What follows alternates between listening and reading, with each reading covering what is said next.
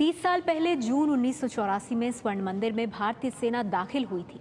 क्यों और कैसे, ऑपरेशन ब्लू स्टार में उन पलों की पूरी कहानी दिखाएंगे। लेकिन पहले देखिए कैसे उस अहम तारीख की 30वीं बरसी स्वर्ण मंदिर में तलवारों के टकराव और हंगामे में बदल गई। इस हंगामे में दर्जन भर जख्मी हो गए और 28 लोगों के खिलाफ मामला दर्ज किया है। ये सब कुछ आज हुआ।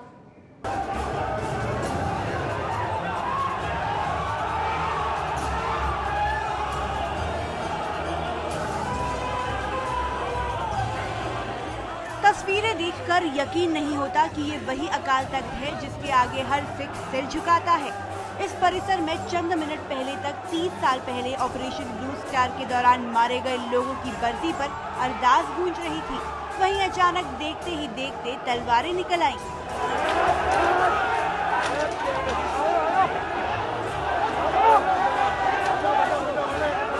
ये तब हुआ जब शिरोमणि गुरुद्वारा प्रबंधक कमेटी के जत्थेदार यानी गुरबचन सिंह बरसी के मौके पर ऑपरेशन ब्लू स्टार में मारे गए भिंडरावाले को सिरोपा देकर कार्यक्रम खत्म करने वाले थे।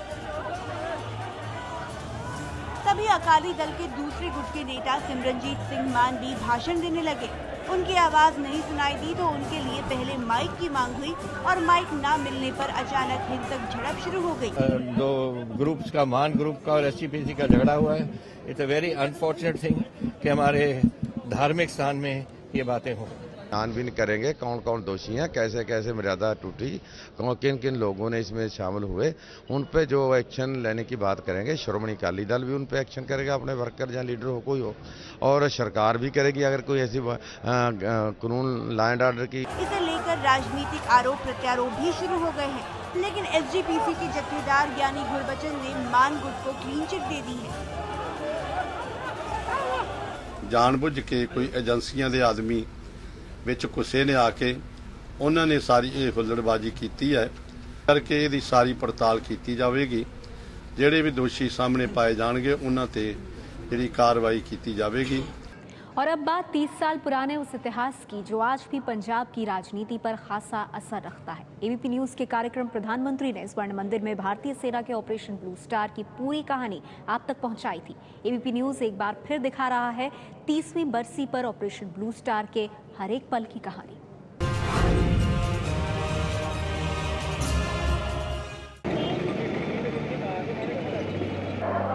पंजाब के सबसे बुरे दौर की कहानी की शुरुआत होती है इंदिरा गांधी की हार से। 1977 के आम चुनाव में इंदिरा गांधी की कांग्रेस पार्टी को जबरदस्त हार मिली। पंजाब विधानसभा के चुनाव के बाद कांग्रेस को वहां भी सत्ता से हटना पड़ा। पंजाब में प्रकाश सिंह बादल के नेतृत्व में अकाली दल की सरकार बनी और तभी कांग्रेस पार्टी ने एक ऐसे शख्स का सहारा लिया जिसने 7 साल के भीतर पंजाब ही नहीं बल्कि पूरे देश में उथल पुथल मचा दी। नाम था जरनैल सिंह भिंडरावाले। ये कोई ज्यादा पढ़ा लिखा नहीं था, लेकिन दमदमी टकसाल का इसको हेड बनाया गया था। और दमदमी टकसाल की अहमियत ये है कि गुरु गोविंद सिंह ने पहली बार या दूसरी बार जब गुरु ग्रंथ साहब को कंपाइल किया था वो इस टकसाल में किया था। तो वो चाहते थे ये जो अकाली एक सिखों की फोर्स बन रही है जो कि उनके हिसाब से कम्युनल फोर्स है, इसको डिफीट किया जाए। तो अब डिफीट करने का बदला उसने संजय ने कहा कि इनके बीच का कोई आदमी निकालो जो अंदर जाके सबोटाज करेगा या कैप्चर करेगा। वो निकाला, लेकिन वो आदमी ऐसा निकला कि जो उसे कैप्चर तो कर लिया, वो अपने पर्पस के लिए कर लिया। जरनैल सिंह भिंडरावाले अमृतसर के प्रभावशाली दमदमी टकसाल का जत्थेदार था। राजनीति में उसके दखल के पीछे थे ज्ञानी ज़ैल सिंह और संजय गांधी। इस बात का जिक्र नैयर ने अपनी किताब beyond the lines an autobiography में किया है। जरनैल सिंह भिंडरावाले के तेवर शुरू से ही तीखे थे। 13 अप्रैल 1978 निरंकारी और अमृतधारी सिखों के बीच हुई खूनी मुठभेड़ के बाद से ही वो चर्चा में आने लगा था। इस दिन 13 अमृतधारी सिख मारे गए थे। इन घटनाओं के बाद पत्रकार कुलदीप नैयर की मुलाकात भिंडरावाले से हुई थी। ये आपके पास इतने लोग बंदूकें और स्टेन गन लेकर क्यों रहते हैं? पुलिस वाले हथियार लेके क्यों घूमते हैं? पुलिस तो सरकार ने रखी है, वो सरकार के नुमाइंदे हैं। ਉਹਨਾਂ ਨੂੰ ਕਹੋ ਸਾਡੇ ਨਾਲ टक्कर लेके तो वेखण। भिंडरावाले ने ठेठ पंजाबी में कहा कि कोई मुझसे टक्कर लेके तो देखे, उसे पता चल जाएगा कि सरकार किसकी है। ਉਹਨਾਂ ਨੂੰ पता लग जाओ सरकार किदी है। 1980 के चुनाव में भिंडरावाले ने पंजाब की 3 लोकसभा सीटों पर कांग्रेस के उम्मीदवारों के समर्थन में चुनाव प्रचार भी किया। उसमें अमृतसर सीट भी शामिल थी। इंदिरा गांधी की इन चुनावों में जबरदस्त वापसी हुई। लोकसभा की 529 सीटों में से कांग्रेस को 351 सीटें मिली। ज्ञानी ज़ैल सिंह को प्रधानमंत्री इंदिरा गांधी ने देश का गृह मंत्री बनाया। पंजाब विधानसभा चुनाव में कांग्रेस ने अकाली दल को पछाड़ा। ज्ञानी ज़ैल सिंह के राजनीतिक विरोधी और कांग्रेस के वरिष्ठ नेता दरबारा सिंह को पंजाब का मुख्यमंत्री बनाया गया। पंजाब में तो टेररिज्म बढ़ता गया, हिंसा बढ़ती गई, मर्डर्स बढ़ते गए और उनमें से एक मर्डर की बहुत चर्चा होती है। पंजाब के DIG as Atwal golden temple स्वर्ण मंदिर में अपना मत्था टेकने गए थे। मत्था टेक के बाहर निकले, गोल्डन टेम्पल से बाहर निकले, हाथ में प्रसाद था और गोलियां चली। एएस अटवाल वहीं गिर गए और घंटों उनकी लाश गोल्डन टेम्पल के बाहर एक सड़क पर पड़ी रही, लेकिन किसी भी पुलिस को हिम्मत नहीं हुई कि वो अपने अधिकारी की लाश अपने कब्जे में कर लें। इतना खौफ था भिंडरावाले का। गोल्डन टेम्पल की सीढ़ियों के ऊपर हुआ था और दिन में हुआ था, और जब वो लोग अंदर से आए थे जिनके पास बंदूकें थी, उन्होंने उसको गोली मारी और फिर वो अंदर चले गए थे गोल्डन टेम्पल में, और उसकी जो लाश थी वो बाहर पड़ी रही। कई घंटों तक लाश बाहर पड़ी रही और किसी की हिम्मत नहीं थी कि उसको, पुलिस वालों की, कि उसकी लाश को वहाँ से ले जाते। तो उसके बाद भिंडरावाले को टेलीफोन गया है। टेलीफोन दरअसल चीफ मिनिस्टर की तरफ से गया था। जब हमने दरबारा सिंह से ये पूछा तो दरबारा सिंह ने हमसे कहा कि आप ये सवाल मुझसे क्यों कर रहे हैं, ये सवाल आप होम मिनिस्टर से करिए। दरअसल पंजाब के तत्कालीन मुख्यमंत्री दरबारा सिंह उन चुनिंदा लोगों में से थे जो भिंडरावाले के खिलाफ सख्त कदम उठाने की हिम्मत रखते थे। डीआईजी अवतार सिंह अटवाल की हत्या के बाद दरबारा सिंह ने इंदिरा गांधी को स्वर्ण मंदिर में पुलिस भेजने की सलाह दी। इंदिरा गांधी ने गृह मंत्री ज़ैल सिंह से सलाह मांगी। ज़ैल सिंह ने पुलिस भेजने की सलाह नहीं दी और भिंडरावाले के हौसले बुलंद हो गए। पंजाब में हालात लगातार विस्फोटक होते जा रहे थे। हालात को काबू में करने के लिए इंदिरा गांधी ने बड़ा राजनीतिक फैसला किया। फैसला था गृह मंत्री ज्ञानी ज़ैल सिंह को राष्ट्रपति बनाने का। That I will faithfully execute the office of President of India. ज्ञानी ज़ैल सिंह को, एक सिख को, हिंदुस्तान का राष्ट्रपति बनाया गया। हिंदुस्तान के तीनों सेनाओं का प्रमुख बनाया गया। सोचा कि शायद एक सिख को बनाएंगे तो पंजाब में उग्रवाद, पंजाब में टेररिज्म कम हो जाएगा, शायद खत्म ही हो जाएगा, लेकिन ऐसा नहीं हुआ। इसी बीच 5 अक्टूबर 1983 को उग्रवादियों ने हिंसा की एक बड़ी घटना को अंजाम दिया।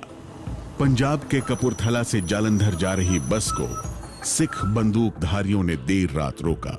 बस में सवार यात्रियों में से हिंदुओं को चुन चुनकर बाहर निकाला गया और एक लाइन में खड़ा करके गोली मार दी गई। 1 महीने बाद अमृतसर से चंडीगढ़ जा रही बस पर भी हमला हुआ।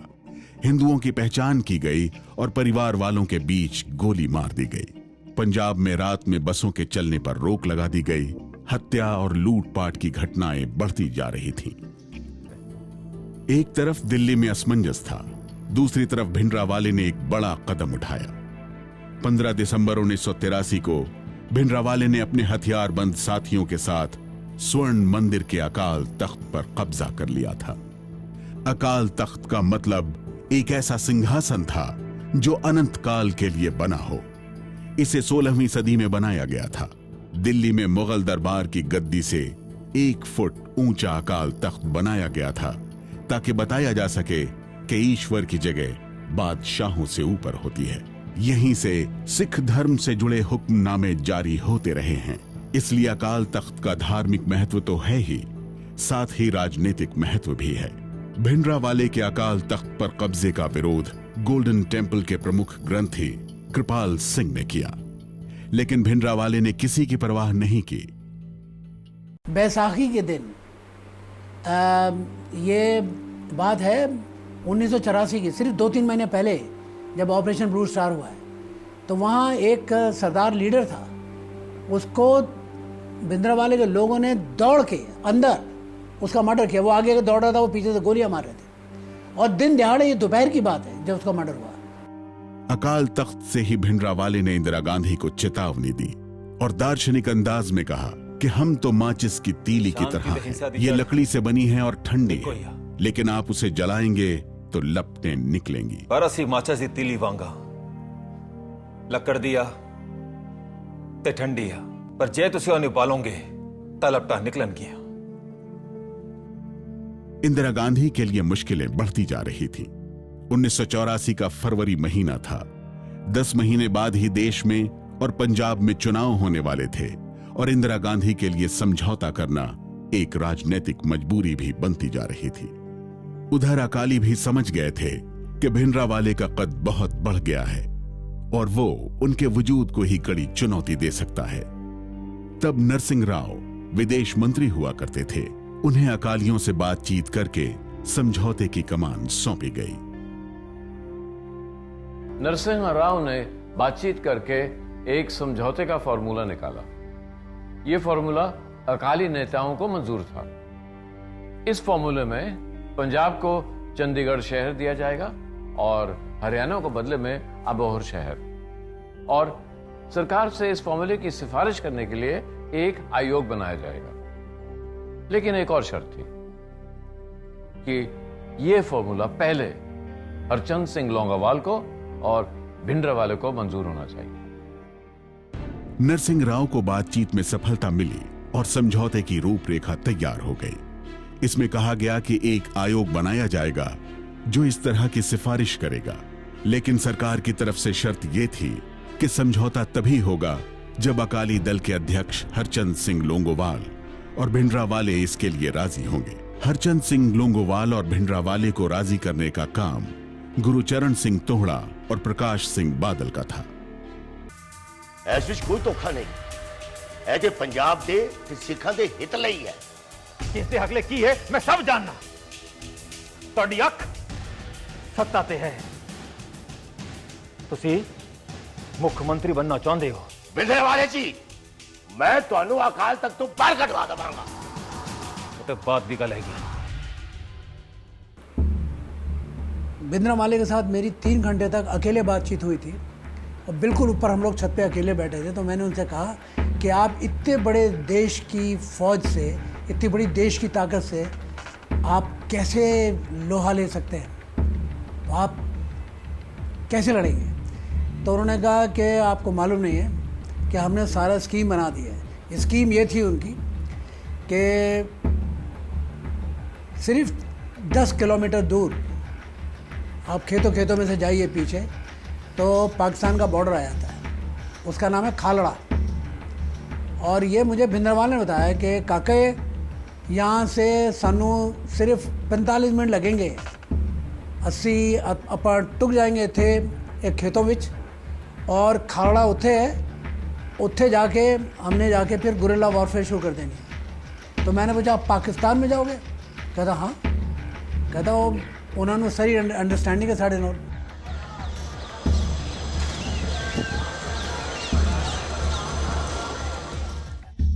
एक जून 1984 को पंजाब को सेना के हवाले कर दिया गया। सेना क्या कार्रवाई करेगी इसको लेकर चिंता थी। आखिरकार 2 जून 1984 की रात इंदिरा गांधी दूरदर्शन पर आईं एक आखिरी अपील के साथ।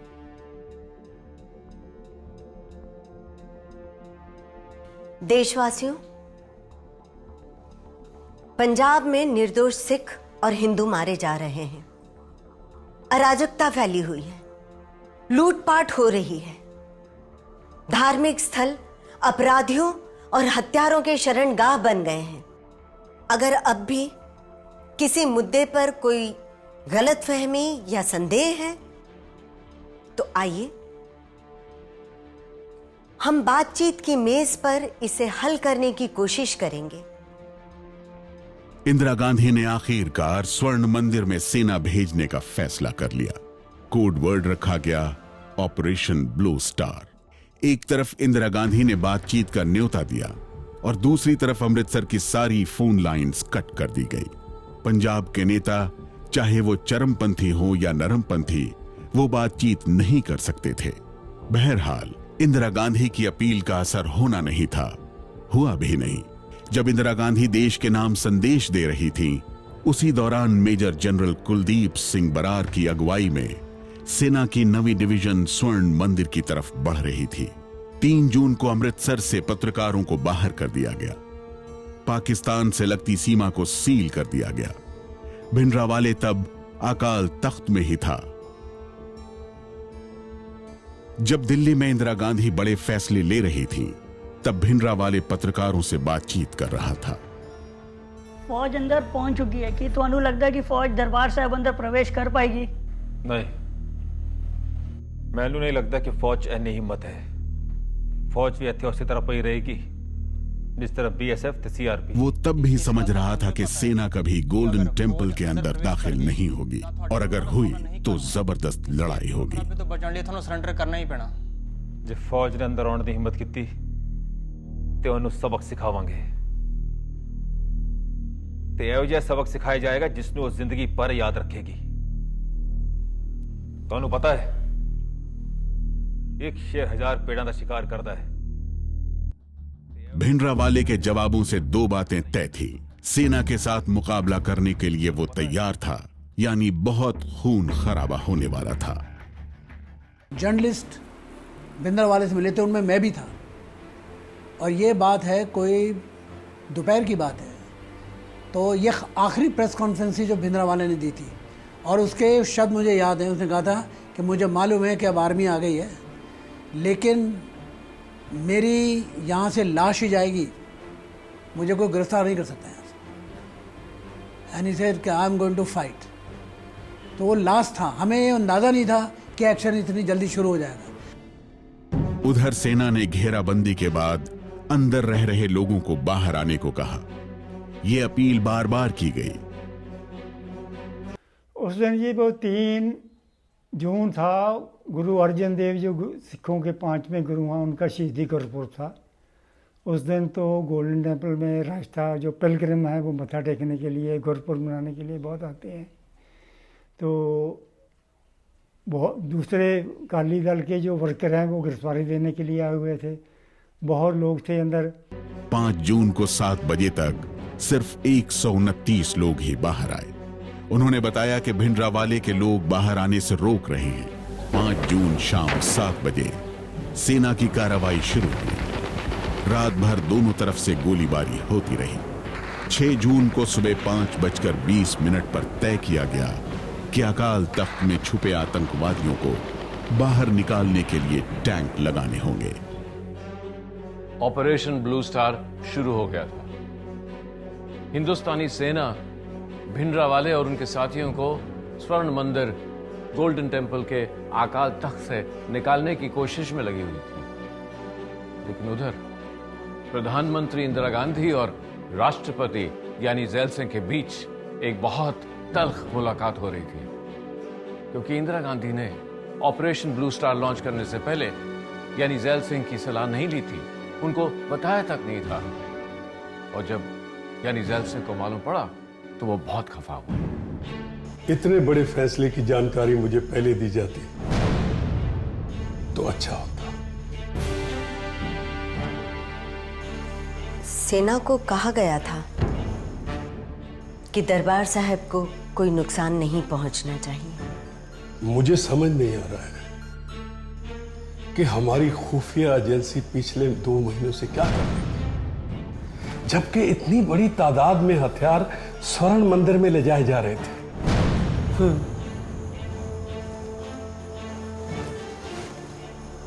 जब भिंडरावाले ने गुरु नानक निवास को छोड़ के अकाल तख्त को अपना ठिकाना बनाया, तब उसे गिरफ्तार करने की कोशिश क्यों नहीं की?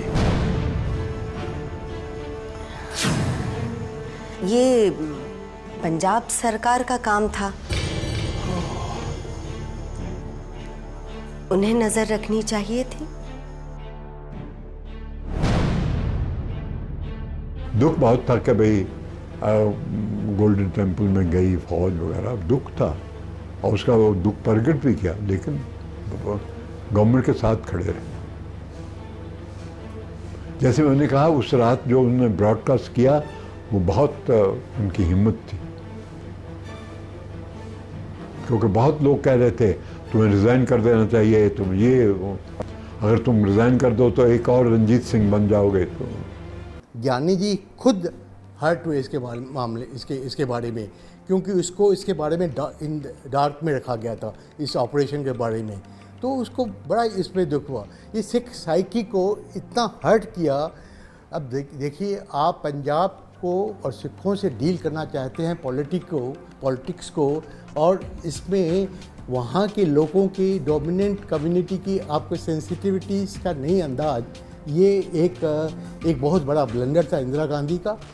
मैं समझता हूँ कि it is one of the perhaps the darkest spot in Indian history, one of the darkest spots in the Indian history, कि इस तरह का ब्लू स्टार ऑपरेशन नहीं इनिशिएट करना, आर्मी ऑपरेशन तो इतना अवॉइड किया जा सकता।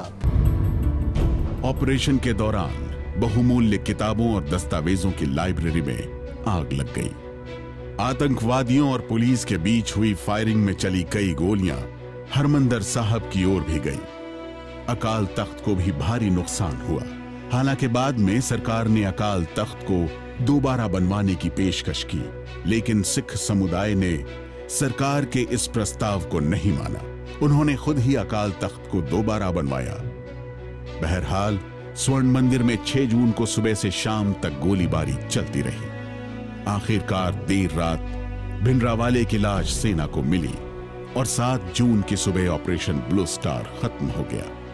अगले 3 दिनों तक छुपे हुए उग्रवादियों को खोजने का काम चलता रहा। इसी दौरान 8 जून को राष्ट्रपति ज़ैल सिंह ने यहां का दौरा किया। जब वो मंदिर के अंदर ही थे, तभी उन्हें निशाना बनाकर आतंकवादियों ने गोली भी चलाई, जो उनकी सुरक्षा में लगे एक अधिकारी के कंधे पर लगी।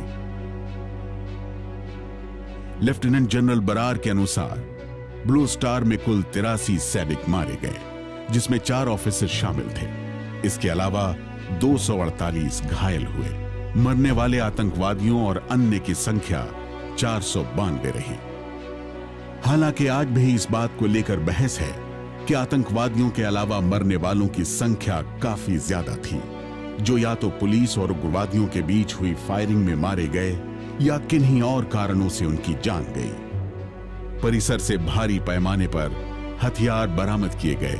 इसमें एंटी टैंक रॉकेट लॉन्चर भी थे।